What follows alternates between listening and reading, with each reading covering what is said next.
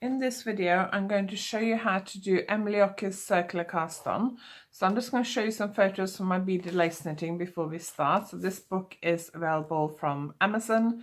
You can also get a signed copy on my website. It's called Beaded Lace Knitting. So that's what the Emily Ocker's circular cast on looks like. Okay.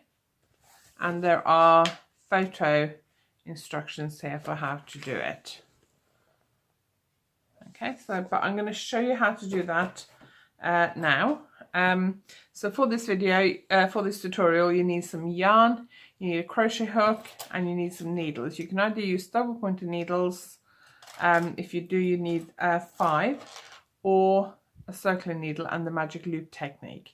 You use whichever method you're more comfortable with. So if you prefer to use double point needles, use those. If you prefer to use circular needles and magic loop, then do that.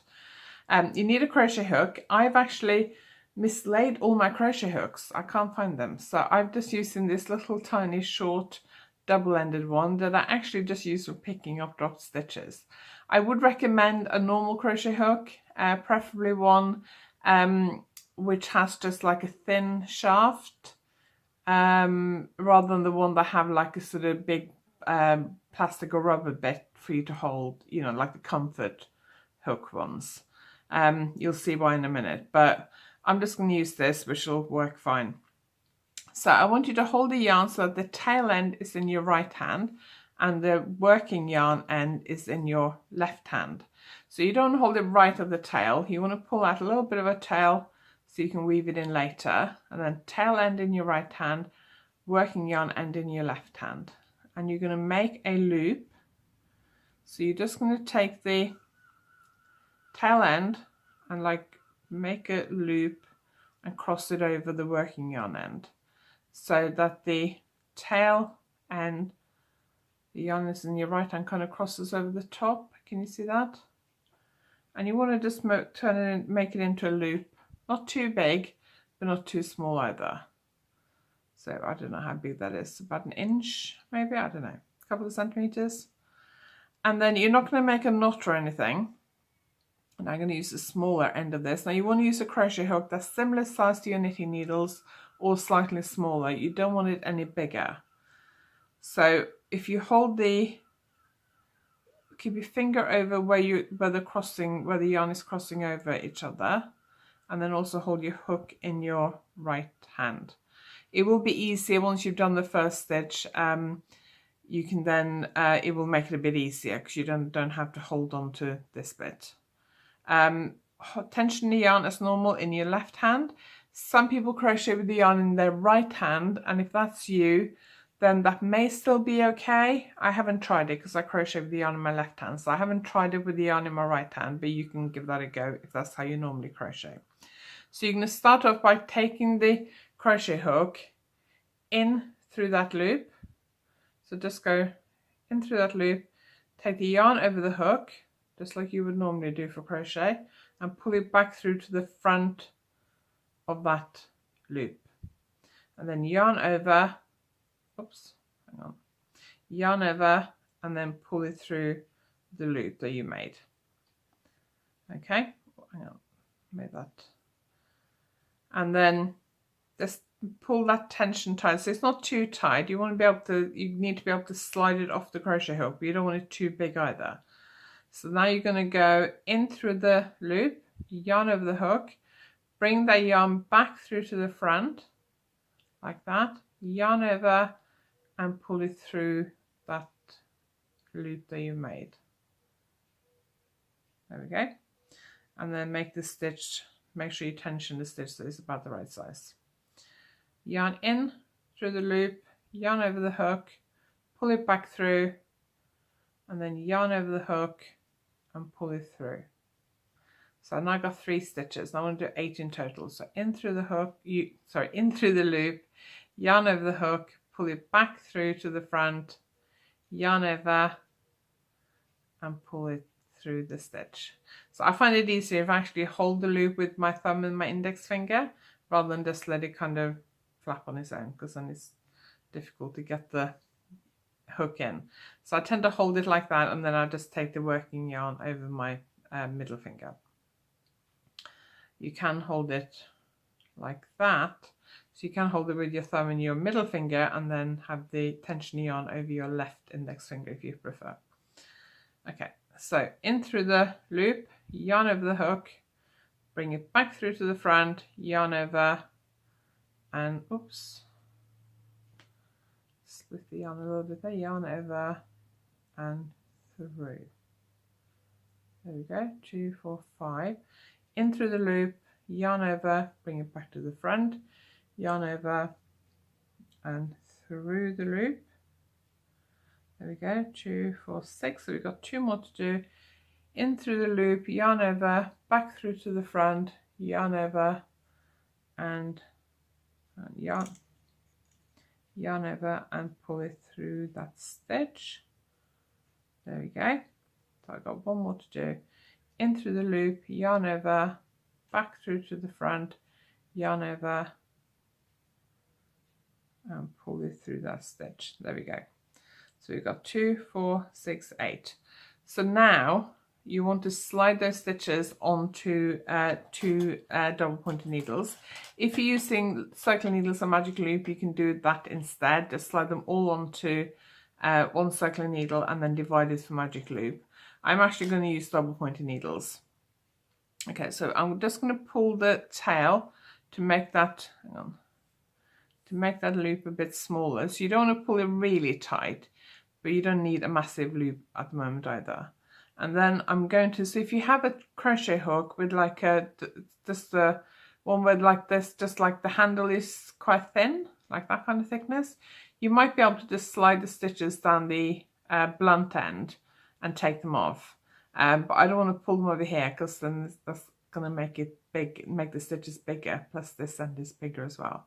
So I'm going to just turn it and slide them off from the smaller hook end. Now I'm going to put 4 stitches onto 1 double pointed needle, 2, actually I'm going to hold it just with the hook pointing down because it's catching on the hook every time I take them off. 4, 2, 4. Okay, so if I let go of that one now, this double pointed needle might slide out quite easily, so I'm just holding that, pinching that with my index finger and my thumb, and then I'm going to do the next 4. So that's 2, 3, 4. Okay, put my crochet hook down. Okay, so I'm just going to pull the tail to make that loop a little bit, the starting loop a little bit smaller. Now you want to hold your stitches so that the working yarn is on the bottom needle. So you can see the working yarn is coming off that needle, the stitch that's on that needle. And I'm just holding the tail out of the way so I don't accidentally hold with the tail. So the tail is coming out of the stitch that's on the front, on the top needle, and the working yarn is coming out of the stitch that's on the bottom needle. So I'm now going to knit these stitches onto 4 needles. I find it easier to divide them onto 2 and then knit them onto 4. You can just divide them onto 4 if you want to. It's entirely up to you. Now I'm going to actually go into the first row of the pattern. So you can do just a plain knit round. Actually, let's do a plain knit round first. You don't have to do a plain knit round with this because you've kind of already done that. All my stitches are sitting twisted by the way in my needles, so I'm knitting them through the back loop. So I'm going to do 1, 2 onto the first needle, slide those onto the center of the needle, pick up my next double pointed needle, and because my stitches are sitting twisted on my needle, I'm knitting them through the back loop. So I'm going to knit the next 2 onto that needle. Now I knit continental style with the yarn on my left hand, but you know, you can do this English style. And then, so now I've got 2 needles, third needle,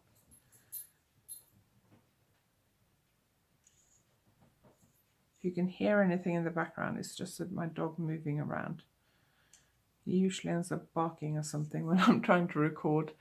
He's not barking at the moment, but he is moving around. He's sitting by the window looking out, so I'm a bit worried he might bark in a minute. Okay, So one thing you have to remember is that just because you got stitches on 4 needles now doesn't mean you've knitted the whole round. We've only knitted 3 needles, and we have to knit that 4th one as well. So don't forget that. 2, there we go. So now we've got the stitches onto 4 needles, and we can start round 1 of the pattern. So I'm going to assume that we're doing a square shawl, so I'll show you the shaping for that. Now you can see that that hole in the middle is quite big. If I pull on the tail, it tightens it. Can you see that? But as I'm working, it will kind of make itself bigger again, and then as I pull, it'll tighten. So it doesn't matter while you're working on it, just at the end when you've finished whatever you're knitting, you just want to pull the tail tight and then weave it in, and then that little hole will stay nice and small. Okay, so for knitting a square, we're going to do yarn over. The first round is going to be yarn over knit 1 all the way around. So I'm doing yarn over knit 1 twice on the first needle, and then yarn over knit 1, yarn over knit 1. So I've done it twice on the second needle, and then I'm going to do it twice on the third needle, yarn over knit 1, yarn over knit 1, and then we've got the 4th needle left, yarn over knit 1, yarn over knit 1. So that's my first round done. So second round is just a plain round. Obviously if you're doing a circular shawl or a hexagon shawl, the shaping will be slightly different, but you just follow the pattern. Once you've done the cast on and you've knitted 1 round and divided the stitches onto your needles, hang on, what am I doing? Then you can just, right, there we go. Then you can just follow the pattern. 2, 3, 4.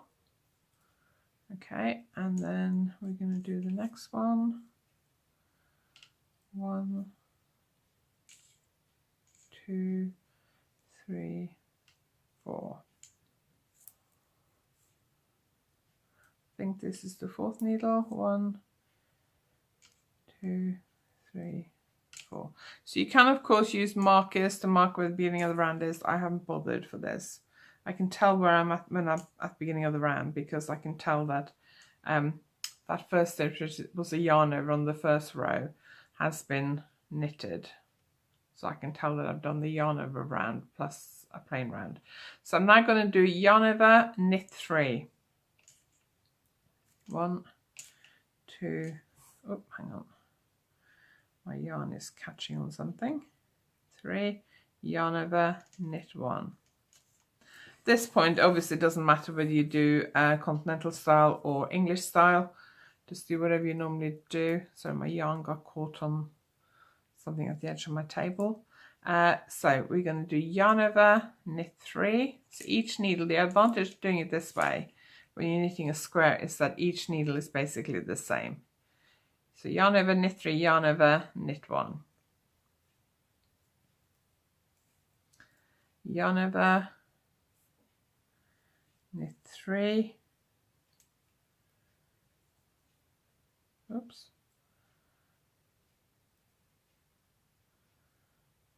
Hang on. There we go. Knit 3, yarn over knit 1.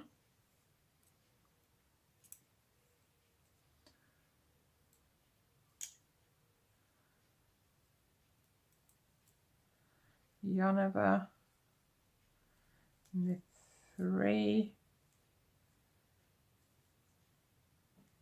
yarn over knit 1.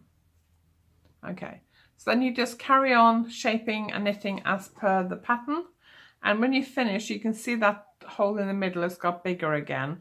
It will keep doing that till I woven in the end, but at the end you just pull that tight, turn it over onto the wrong side, weave in the end and secure it, and then that will stay nice and small like that. Can you see that? Okay, So I'll show you the picture in the book again because I think it shows it a little bit better. There we go. So there's another cast on as well, which I've done a separate video for, which I'll link below, called the Disappearing Loop Cast On. Which, let me show you the picture of that, looks like that. So very similar. But the Disappearing Loop Cast On is done without a crochet hook. So if you're not a crocheter and you're not very keen on using crochet hook, you might find that easier. Both techniques, plus lots of other techniques, are in my book, Beaded Lace Knitting. I'll show you some of the designs in the book. So there are shawls, scarves. That's a big hexagon shawl where you can use this technique. That's a big square shawl where you can use this technique. There's hand warmers, there's a cardigan, loads of shawls and scarves. Oh, that's a circular shawl where you can also use this technique. A little waistcoat, an infinity scarf, a cowl, a poncho. So loads of different patterns in here, all got beaded lace knitting. So if you're interested in this book, you can buy a signed copy from our website, or you can get it from Amazon or other booksellers. Okay, thank you very much for watching. If you have any questions, just ask and I'll do my best to answer.